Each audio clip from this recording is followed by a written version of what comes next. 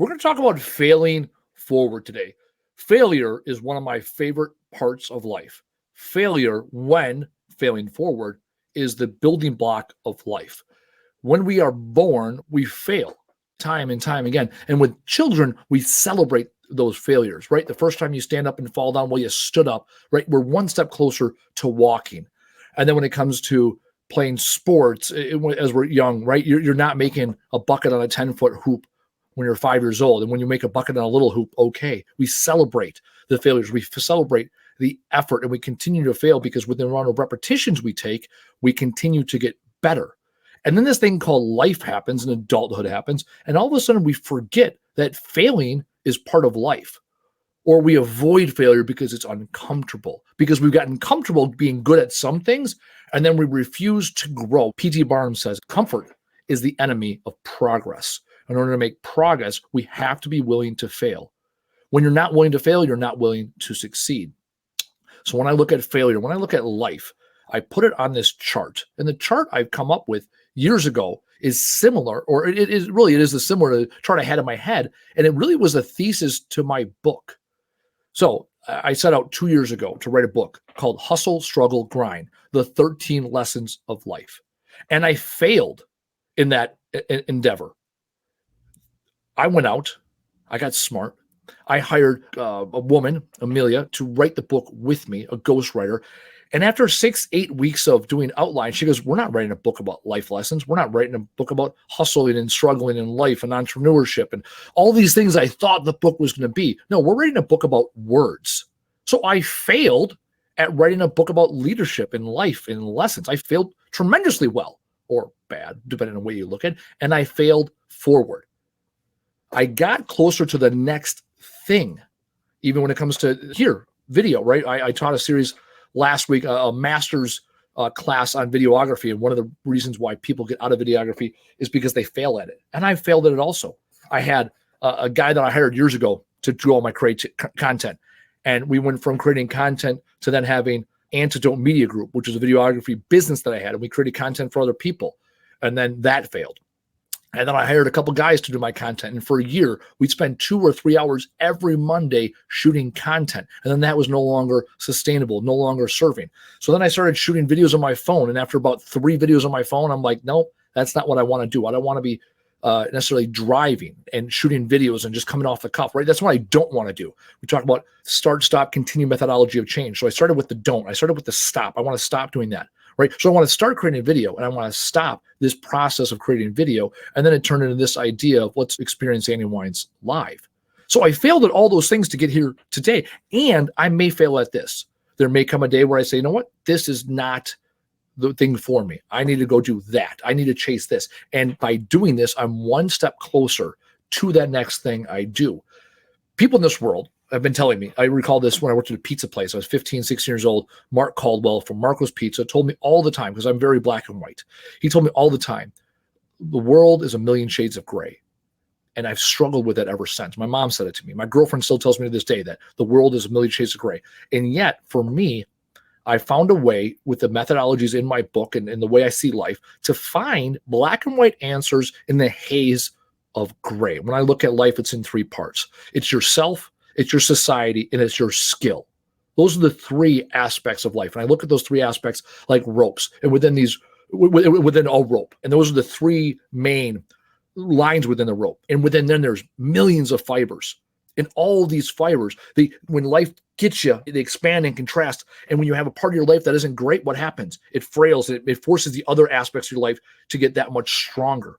And you can always rebuild, right? Because it's linear. This rope is constantly growing. Over time, the rope gets bigger because you have more skills. You have more people in your society, your groups, your family, your friends, the people you surround yourself with, and you are more self-aware of where you are. All these strands, these individual strands, can be measured with a 3-step methodology I call the hustle, the struggle, the grind. And once you understand the black and white among the haze, where you are in this graph, then you can understand what do I need to apply next? Where am I going? And so let me share this screen with you, the hustle, the struggle, the grind. Here's my theory. We must endure the hustle. We must choose to climb the next mountaintop, the next peak of life. That is endure. We must embrace the struggle.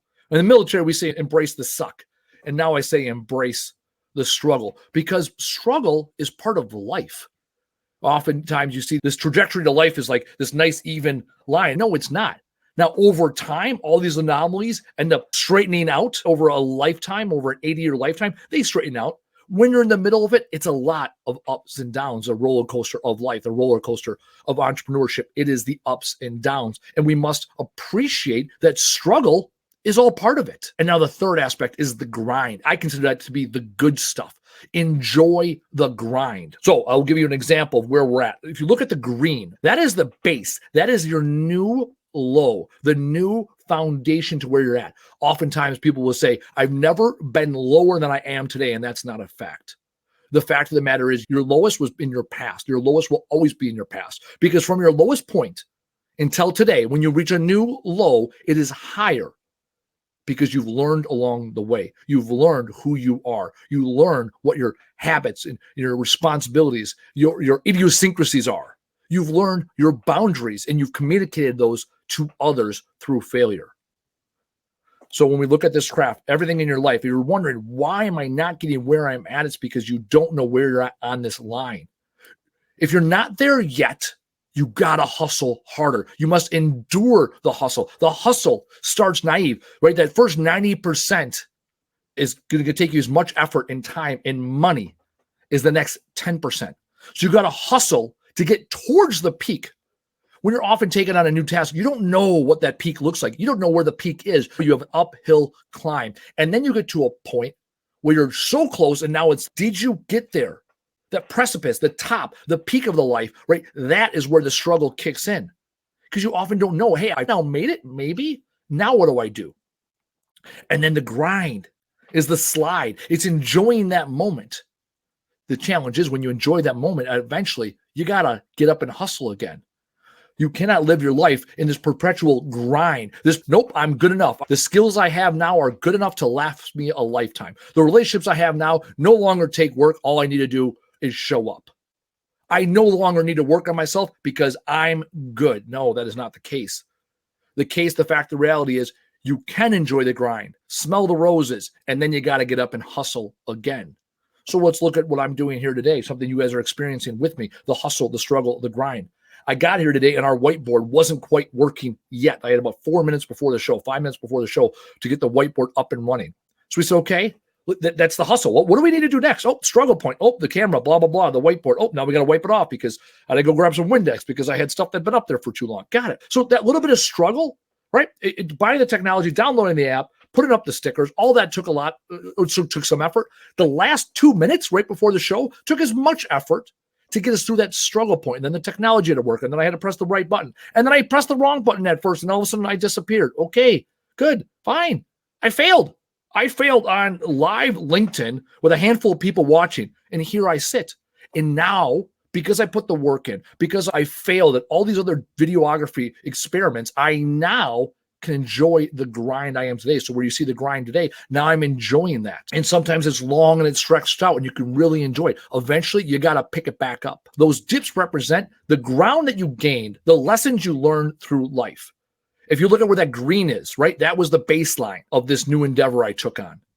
That was the first low I had. If you look at the blue, that vertical line of the T, that's the lessons I learned. That's the ground I put beneath my boot, the relationships I built, so that the next time I fell down, the pink line, it wasn't as far of a fall. It might have been steep, it might have been quick, but I didn't fall that far. Conversely, the peaks continue to get higher because I continue to push myself and challenge myself to want more. Years ago, I had an employee. We were downstairs. We had bought our building. We'd been in business 18 months. And the employee said to me, "When does it stop?" And I said, "What do you mean by stop?" He goes, "When do you stop pushing forward?" And I looked at him and said, "Never." That employee is now with us still 6 years later.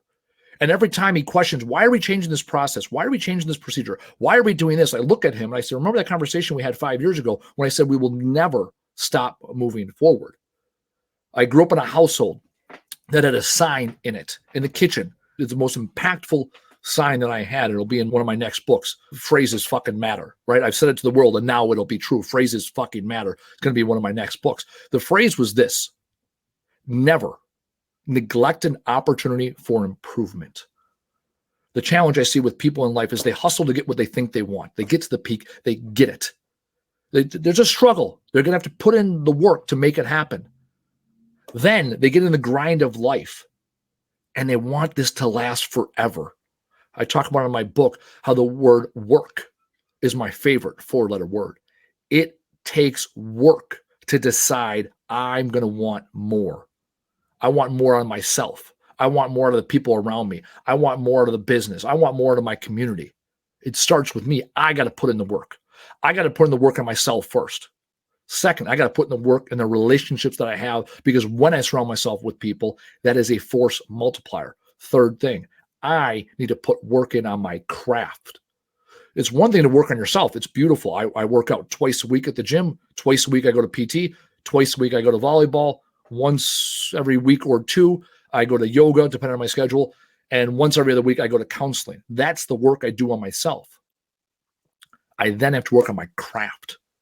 If I continue to dump energy and resources into me without sharing my skills and abilities with the world and not work on my craft, I'll never know how far I've gotten, how far I'm going to go. I'll never know where I'm stumbling because I'm only working on myself. The challenge is to get outside of yourself, work on your relationships in your society, work on your skill outside of yourself. And when you follow the hustle, the struggle, the grind methodology, you'll figure out where you're at. Are you so close to the next mountaintop, you got to put in a little bit of more work? Are you grinding down the slide and enjoying life and nothing's happening? You got to put in the work to get over there. Are you hustling up the hill and you got an idea? You got to put in the work. And once you realize where you have to put in the work, you can start becoming focused. So right now, when it comes to what I'm doing here with Experience Andy Wines Live, it's simple. I need to put in the work. I need to do my due diligence. When it comes to marketing and skills, it's all about consistency over time. So every week I have to choose to say, okay, I'm going to endure the hustle. I'm going to do something different this episode that I haven't done in past episodes. So I want you to do this. Think about one area of your life. So I only talked about one thing this whole time, right? What I'm doing here, what we're sharing together, Experience Andy Wines Live. Because your life is thousands, tens of thousands of these strands, relationships with people's, skills, awareness within yourself, areas that are you. So my challenge to you is this. Take a sticking point in your life. Look at one part of your life. Is it something within you, within the people you surround yourself with, or a gap of what you want to be able to accomplish? What's the thing you need to do today? Where do you need to endure the hustle today? If you're at the struggle point, what's the one thing you can do to at least see the top of the mountain?